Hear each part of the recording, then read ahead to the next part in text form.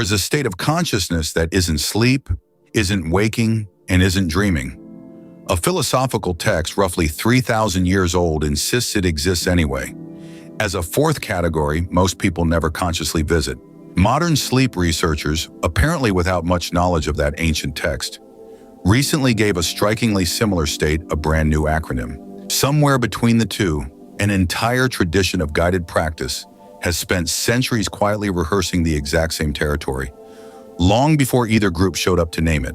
The old name for the practice built to reach it is Yoga Nidra. Nidra simply means sleep in Sanskrit, and yoga here carries its broader sense of union or disciplined practice rather than physical posture specifically.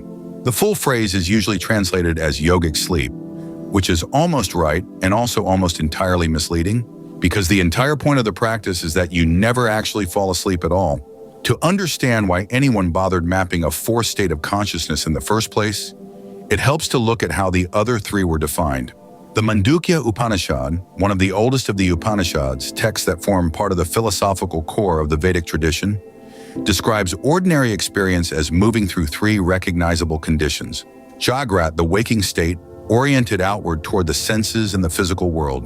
Svapna, the dreaming state, oriented inward toward the imagination, still active, still generating experience.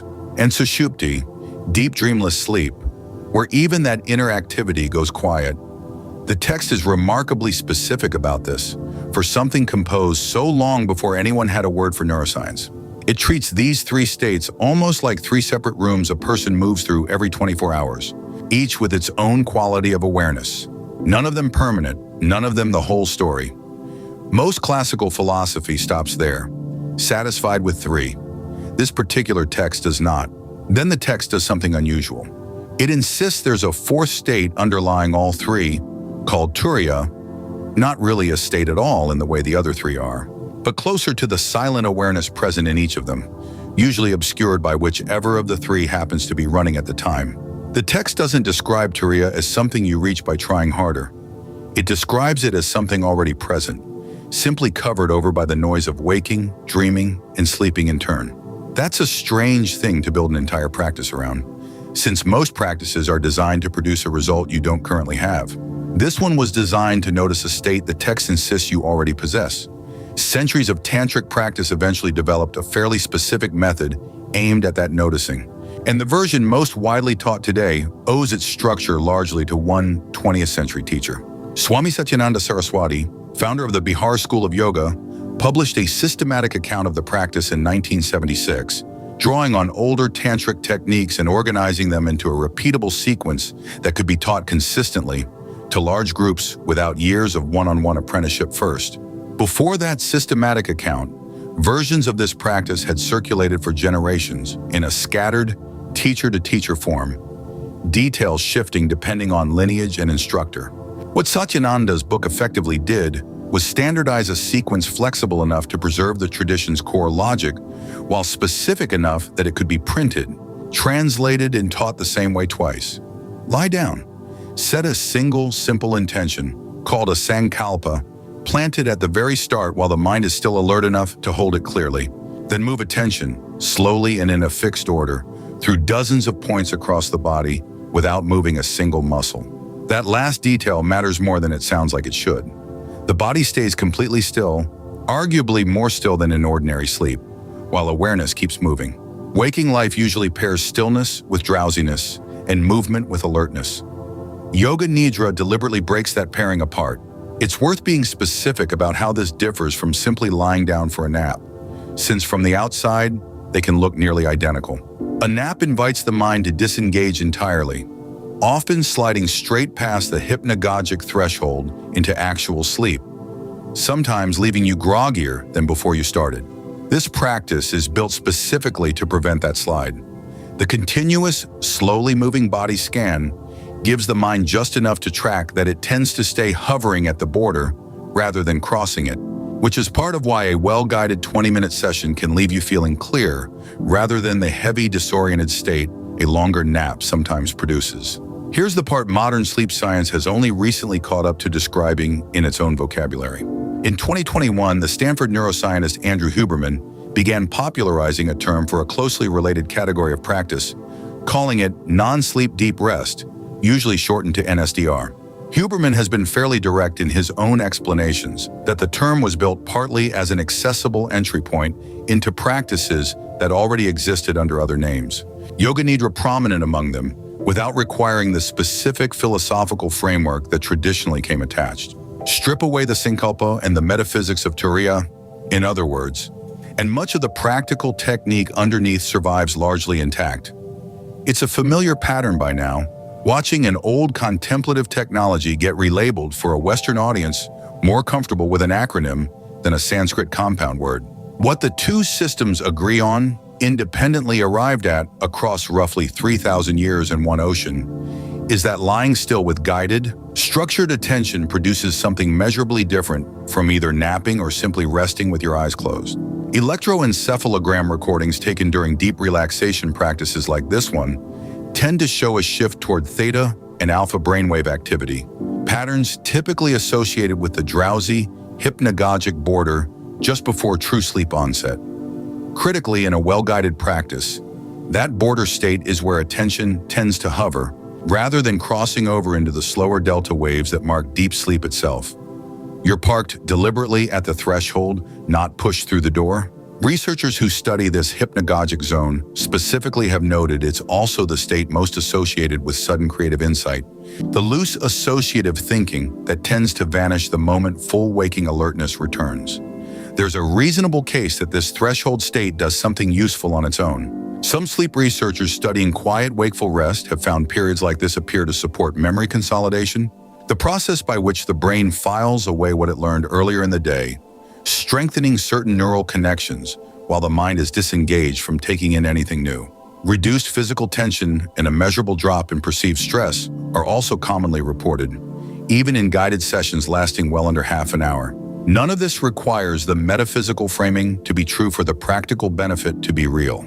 A genuinely useful side effect can exist quite comfortably alongside a philosophical claim that remains by its nature untestable. Here's where the marketing tends to outrun the evidence, and it's worth being direct about it. You'll sometimes see this practice sold with the claim that 20 minutes of it fully replaces several hours of actual sleep. That's not an accurate description of what the research currently supports. Deep sleep and REM sleep perform specific biological functions, clearing metabolic waste from brain tissue, consolidating certain kinds of memory, regulating hormones that no amount of guided relaxation while lying still has been shown to substitute for. Miss a full night of sleep, and no quantity of Yoga Nidra or NSDR sessions the next day will fully undo the cognitive fog, the impaired glucose regulation, or the compromised immune response that follow. What a session like this can plausibly do is reduce the subjective feeling of fatigue, lower stress hormones somewhat, and leave you noticeably calmer than before you started. That's genuinely useful, particularly on a day when a full recovery night simply isn't available. It simply isn't the same claim as replacing sleep itself, and this channel isn't going to pretend otherwise just because the exaggerated version sells better.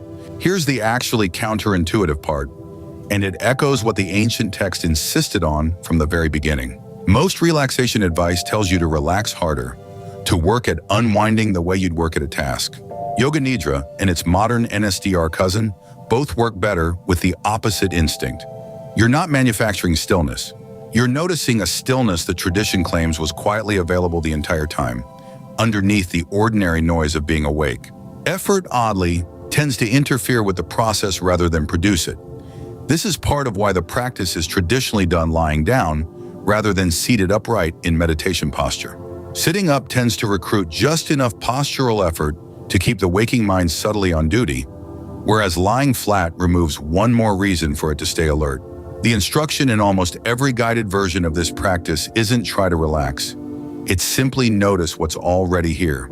So here's a short version, small enough to try tonight, right before sleep, or any afternoon you need 20 honest minutes back.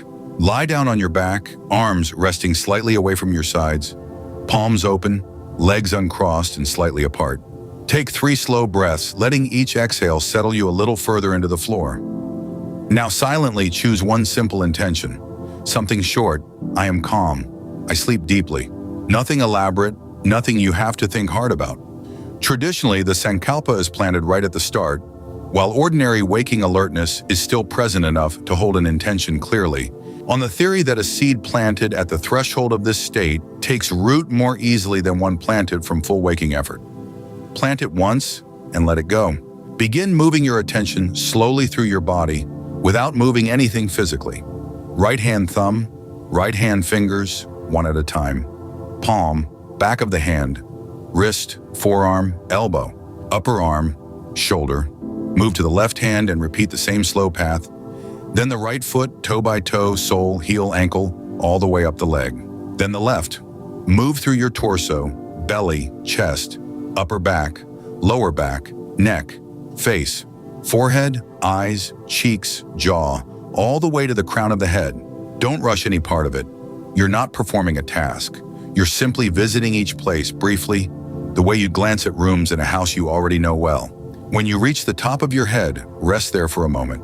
Notice the whole body at once, still and quiet beneath you, and notice whatever is doing the noticing. Not thinking about it, just noticing it, the way you'd notice a sound in a quiet room without needing to name it. When you're ready to finish, silently repeat your intention once more.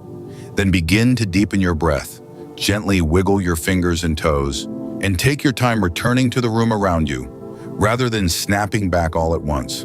20 minutes of this won't replace a night of real sleep, and no honest version of this practice will tell you otherwise. What it can plausibly offer, according to both a 3,000-year-old text and a Stanford neuroscience lab studying the same territory today, is a state in between the ones you already know. Not awake in the usual sense, not asleep either. There is a state of consciousness that isn't sleep, isn't waking, and isn't dreaming. Tonight, for 20 quiet minutes, you don't have to reach it. According to the tradition that named it first, you only have to stop covering it up.